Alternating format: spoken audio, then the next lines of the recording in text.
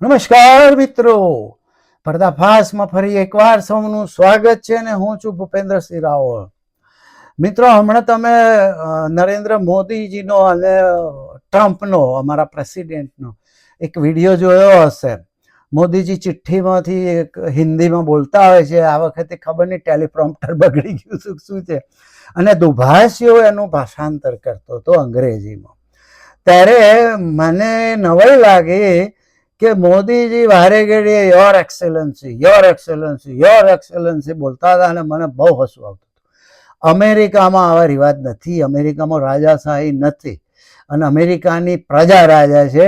એટલે અમેરિકાની પ્રજા કદી આવી રીતે બોલે નહીં. અમેરિકાના પત્રકારો પણ મિસ્ટર પ્રેસિડેન્ટ કહેતા હોય છે. અમેરિકાનો પોલીસ વાળો પણ મિસ્ટર પ્રેસિડેન્ટ કહીને જ ટિકિટ આલ દે ઘાટ આવે તો. એટલે અમેરિકાના પ્રેસિડેન્ટને આવી રીતે યોર એક્સેલન્સી તમે વારે ઘડીએ કહી અને તમારું ગુલામી માનસિકતા, હજારો વર્ષથી જે ગુલામી વેઠી છે એ હજુ બહાર નીકળતી નથી માનસિકતામાંથી. એ આવી રીતે વર્તનમાં બોલવા ચાલમાં આવી જાય છે. એટલે મને બહુ આમ ના ગમ્યું આ બધું, કારણ કે અહીં આવું કોઈ માન આપતું નથી આટલું બધું. આ યોર એક્સેલન્સી, હિઝ હાઈનેસ, યોર હાઈનેસ, આ બધું રાજાશાહીમાં ચાલતું હતું. તમે બ્રિટનના રાજા હોય, રાણીને તમારે એવું બધું બોલો તો ઠીક છે. આ તો ચૂંટાયેલો પ્રમુખ છે. તમે ચૂંટાયેલા વડાપ્રધાન છો, એ ચૂંટાયેલો પ્રમુખ છે. તમારા બંનેની કેટેગરી સરખી જ છે. તો તમે એક ગુલામ દરબારી હો એ રીતે યોર એક્સેલન્સી કેમ કરતા હતા? મને નવાઈ લાગતી હતી. અને મને થયું કે તમારી હજારો વર્ષની ગુલામી હજુ બહાર નીકળતી નથી. કે જે રાજાશાહી હોય તો ઠીક છે, બોલવું પડે. અને બીજું, તમે માર્ક નહીં કર્યું હોય, કોઈ મિત્રએ માર્ક નહીં કર્યું, મેં એક માર્ક કર્યું કે મોદીજી બોલતા હતા હિન્દીમાં, પણ યોર એક્સેલન્સી તો અંગ્રેજીમાં બોલતા હતા. યોર એક્સેલન્સી 5 થી 6 વાર બોલ્યા, એ તો અંગ્રેજીમાં બોલતા હતા. અને એનું જે દુભાષ્યો હતો એ અંગ્રેજીમાં ભાષાંતર કરતો હતો, ત્યારે એ યોર એક્સેલન્સી નહોતો બોલતો, એ મિસ્ટર પ્રેસિડેન્ટ બોલતો હતો. એ અમેરિકાના રિવાજ મુજબ ટ્રાન્સલેશન કરતો. આ કોઈએ માર્ક નથી કર્યું. કોઈ પત્રકાર મિત્રોએ પણ આ વસ્તુ માર્ક નથી કરી કે એ અમેરિકાના રિવાજ મુજબ ટ્રાન્સલેશન કરતો હતો મિસ્ટર પ્રેસિડેન્ટ. પણ વડાપ્રધાન તો વારે ઘડીએ અને પાછા અંગ્રેજીમાં બોલતા હતા. યોર એક્સેલન્સી અંગ્રેજીમાં ના બોલ્યા હોત ને હિન્દીમાં બોલતા હોત, એનો જે વર્ડ હોય તો પેલો મિસ્ટર પ્રેસિડેન્ટ કહી દે તો ચાલે. પણ યોર એક્સેલન્સી તો ટ્રમ્પનો તો એટલી તો સમજ પડે કે હું રાજા હોઉં એવું મને માન હાલે છે. આ ગુલામી માનસિકતા જતી નથી આપણી. કારણ કે હજારો વર્ષ રાજાશાહી ભોગવી ને પછી બ્રિટનની રાજાશાહી ભોગવી. 1857માં બળવો થયો, ઈસ્ટ ઇન્ડિયા કંપની ગઈ, પછી વિક્ટોરિયાએ શાસન ચાલુ કર્યું હતું. અને હું તમને કહું કે 1757માં પ્લાસીનું યુદ્ધ, સિરાજુદ્દૌલા બંગાળનો નવાબ હાર્યો, રોબર્ટ ક્લાઇવ જીત્યો ઈસ્ટ ઇન્ડિયા કંપનીનો. ત્યારથી અંગ્રેજોનું શાસન શરૂ થયું. જોકે આખા હિન્દુસ્તાનમાં શરૂ નહોતું થઈ ગયું, કલકત્તાથી શરૂ થયું.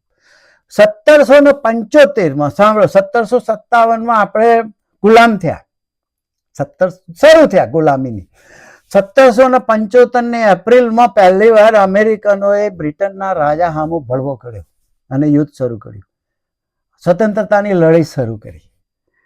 કારણ કે જે એમને ચાના ટેક્સની બાબતનો ઝઘડો હતો ને બોસ્ટન ટી પ્રકરણ ચાલ્યું, ચાની પેટીઓ ડુબાડી દીધી. અને ત્યારના અમેરિકનો ચાય નહીં પીતા, એ લોકો કોફી જ પીવે. અમારે તમારી ગુલામી જોઈતી જ નહીં, તમારી ચાય નહીં જોઈતી, જાઓ. એટલે ત્યાંથી 1775માં ચાલુ કર્યું અને 4 જુલાઈ 1774માં અમેરિકાએ સ્વતંત્રતા જાહેર કરી દીધી. અને 1783માં તો બ્રિટને પણ મંજૂર કરી દીધું. અને તમે જુઓ, એ લોકો બધું જ ફેરવી દીધું કે અમારે તમારું કશું જ નથી જોઈતું, અમારે તમારી ગુલામીની ચિહ્ન એકય ના જોઈએ. એટલે બ્રિટિશરોએ ગ્રામ કિલોગ્રામ અપનાવ્યું. હજુ અમેરિકનો ગ્રામ કિલોગ્રામ નહીં વાપરતા, પાઉન્ડ અને અંશ જ વાપરે છે. અને બ્રિટિશરોએ સેલ્સિયસ અપનાવ્યો. અહીં અમેરિકામાં હજુ ફેરનહીટ ચાલે છે. બધું જ ઓરિજિનલ જે જૂનું હતું પાઉન્ડ ને એ જ ચાલે છે, પાઉન્ડ નો અંશ જ ચાલે છે. અહીં હજુ માઇલ ચાલે છે, ત્યાં કિલોમીટર ચાલે છે. એટલે ત્યાં જમણા હાથે ડ્રાઇવિંગ થઈ ગયું, હજુ અમારે લેફ્ટ હેન્ડ ડ્રાઈવ ચાલે છે. એટલે અમારે કશું નથી જોઈતું. એટલે આ સંબોધનો પણ ફગાવી દીધા. અમેરિકાના ચૂંટાયેલા પ્રેસિડેન્ટ હોય એના પણ સામાન્ય પોલીસ વાળો પત્રકાર ગમે તે મિસ્ટર પ્રેસિડેન્ટ કહીને જ વાત કરે. એ કોઈ ઓર એક્સેલન્સી નથી, એ કોઈ હિઝ હાઈનેસ કઈ ઓર હાઈનેસ નથી. એટલે અહીં તમારે સેનેટર હોય કે આપણે લોકસભાના રાજ્યસભાના સભ્યોને કહીએ એવું તો મિસ્ટર સેનેટર કહેવાય. એ આપણે લોકસભાના સભ્યો છે એવા અહીં કોંગ્રેસમેન હોય તો મિસ્ટર કોંગ્રેસમેન કહેવાય. અને આપણે ચીફ મિનિસ્ટર હોય છે એવો અહીં ગવર્નર હોય છે તો મિસ્ટર ગવર્નર કહેવાય. પણ અહીં આવું હર હાઈનેસ ને યોર એક્સેલન્સી કોઈ કહેતું નથી. એટલે આ એક ખોટો રિવાજ આમણે શરૂ કર્યો, જાણે એમનું અંદર જાણે એટલા બધા આમ એ થઈ ગયા હતા. અને ગોદી મીડિયા તો જાણે ટ્રમ્પ થથરી ગયો હોય અને મોદી ધમકાવતા હોય એવી વાતો કરે. અરે ભાઈ, તમારા વડાપ્રધાન યોર એક્સેલન્સી કરે અને જે ગુલામી માનસિકતા બતાવતા હતા એને તમે કઈ રીતે છુપાવશો? તકલીફ એ થઈ ગઈ, એ યોર એક્સેલન્સી શબ્દ તો પાછા અંગ્રેજીમાં બોલતા હતા. પણ દુભાષીઓ હોશિયાર હતો, એ મિસ્ટર પ્રેસિડેન્ટ કરતો હતો, આ કોઈએ માર્ક નથી કર્યું.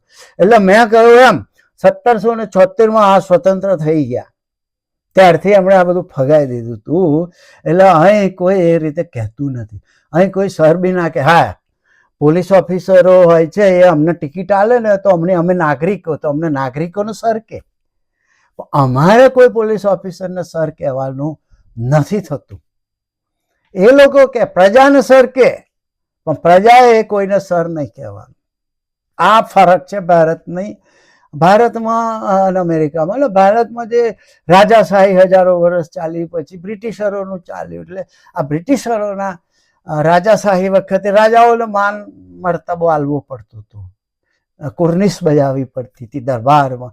પછી બ્રિટિશરો આવ્યા તો એ પણ રાજાઓના પ્રતિનિધિ હતા, વાઇસરોય ને બધા, તો એમને કુર્નિશ બજાવવી પડતી હતી. એટલે આ કુર્નિશ જતી નહીં મગજમાંથી કે તમે એક દેશના ચૂંટાયેલા વડાપ્રધાન છો, તમારો મોભો રાખો, તમારી કોઈ પદવી નીચી નથી. ભલે કોઈ પૈસા વાળો હોય, કોઈ ગરીબ હોય, ગમે તે હોય, પણ બંને દેશના વડા છો તો વડા તરીકે જ વર્તવું જોઈએ. ત્યાં આવા પછી પાછા પરદેશમાં ખીખી કરે છે, પણ દેશમાં તો એકદમ કડક રહે છે. એમને કોઈ મિનિસ્ટરો કેબિનેટના બી એમની જોડે ના આવે, એટલા કડક થઈ જાય છે આમ રાજા હોય એમ. પણ પરદેશમાં જાય છે એટલે ખીખી કરશે અને વળગી પડશે પરાણે બધાને. નથી, પરદેશમાં કોઈ વળગી નથી પડતું, દૂરથી જ હાથ મિલાય. પણ આ વખતે દૂરથી હાથ મિલાય, આમ દૂર બેઠા અને ચિઠ્ઠી વાંચતા હતા. જોકે ભાષા તો છે, આવડે કરીને ના આવડે, આનો કંઈ વાંધો નથી. પણ આ 5 થી 6 વાર યોર એક્સેલન્સી બોલ્યા એ વધારે પડતું થઈ ગયું. મારો જાણીતો દાખલો આલો કે મારી કંપનીમાં સુપરવાઇઝર હતો, તો એના મેં નામ દઈને બોલાવતા હતા. આખી કંપનીના જનરલ મેનેજરને પણ અમે જોન કહીને જ બોલાવતા હતા. હવે એક નવો આવ્યો તો ઇન્ડિયાથી છોકરો, એ સુપરવાઇઝરનો સર કરે. એટલે એ સુપરવાઇઝર સ્પેનિશ હતો, તો એ મને કાફેટેરિયામાં બોલાવીને કે ભૂપેન્દ્ર તું આને ના પાડ દે, મને સર ના કરે, મને થોડું awkward લાગે છે. મેં કીધું હવે હમણાં નવો ઇન્ડિયાથી આવે છે ને, ઇન્ડિયામાં બધાને આદત હોય છે આવું બધું બોલવાની. તો કે ના, મને એને ના પાડ દે, મને સર ના કે. એટલે જ્યારે મને કોઈ સર કહે ને ત્યારે હું કહેતો હોઉં છું કે બ્રિટનની રાણી સરનો ઇલકાબ આપતી હતી, મને હજુ રાણીએ સરનો ઇલકાબ આલ્યો નહીં, મને કોઈ સર ના કહેશો. પણ આપણે ત્યાં તો રિવાજ છે, સર કહેવું પડે. સરકારી અધિકારીઓને સર કહીને બોલાવો ને તો ગુસ્સે થઈ જાય. અહીં તો સરકારી અધિકારીઓને સર કહેવાનું હોતું જ નથી.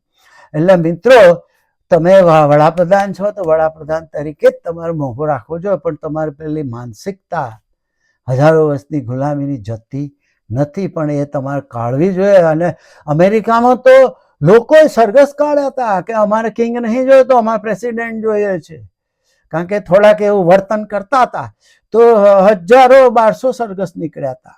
છે કે એમના પાર્લામેન્ટ આગળ બી સરઘસ નીકળેલા કે અમારે પેલા રાજા નહીં જોઈએ તો, કિંગ નહીં જોઈએ તો અમારે પ્રેસિડેન્ટ જોઈએ.